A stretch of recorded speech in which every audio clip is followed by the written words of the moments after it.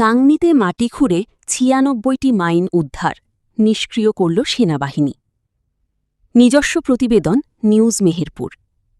মেহেরপুরের গাংনী উপজেলার বেতবাড়িয়া গ্রামে মাটি খুঁড়ে ১৯৭১ সালের মুক্তিযুদ্ধকালীন সময়ে ব্যবহৃত ৯৬টি অ্যান্টিপার্সোনাল ও অ্যান্টি ট্যাঙ্ক মাইন উদ্ধার করেছে বাংলাদেশ সেনাবাহিনী।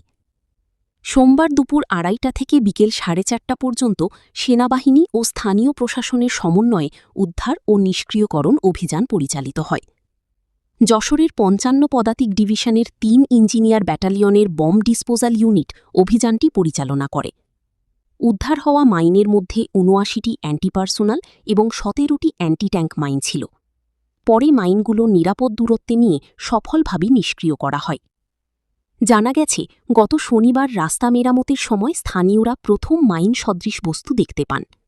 বৃষ্টির পানিতে মাটি ধুয়ে প্লাস্টিকের টুলবক্স সহ মাইনগুলো বেরিয়ে আসে। খবর পেয়ে পুলিশ ঘটনাস্থল ঘিরে ফেলে এবং সেনাবাহিনীকে জানায়।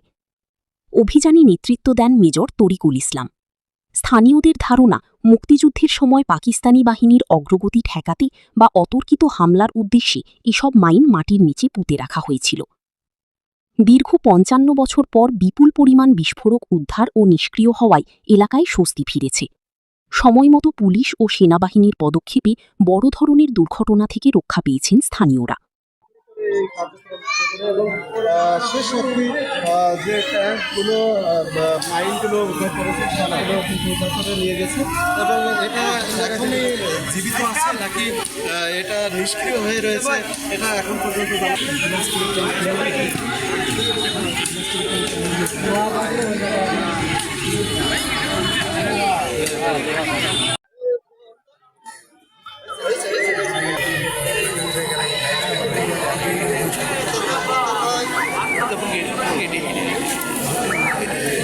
আমার লাইভের কথা বলছিল তো ভাই, হ্যাঁ এটা তাড়াতাড়ি দিতে হবে একটু, যেহেতু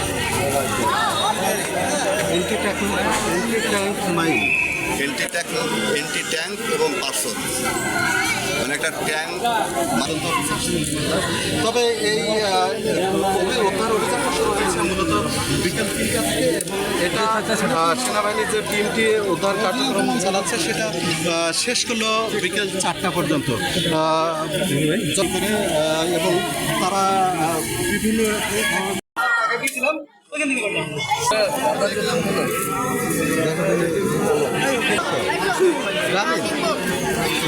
পুরো আছে সেই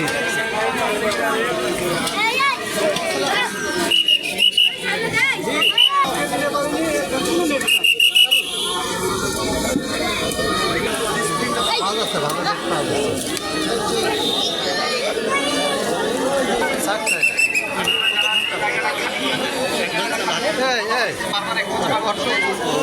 শুরু করেছে ঢাকায়।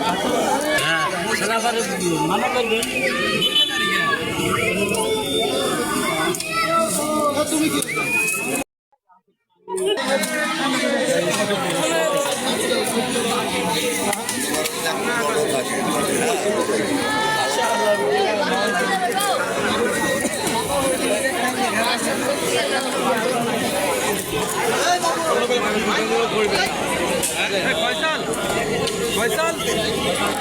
ফয়সাল কি অবস্থা? লাইটটা ফোনটা দাও আমাকে।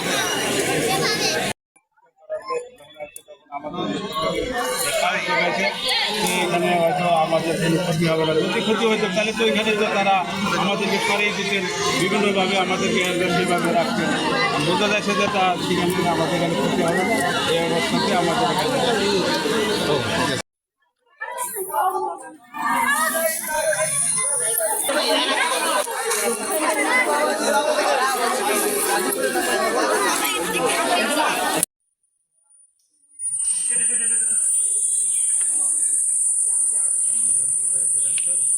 এখানে কি দিতে চলে যাবে যদি হয়ে যায়। রেডি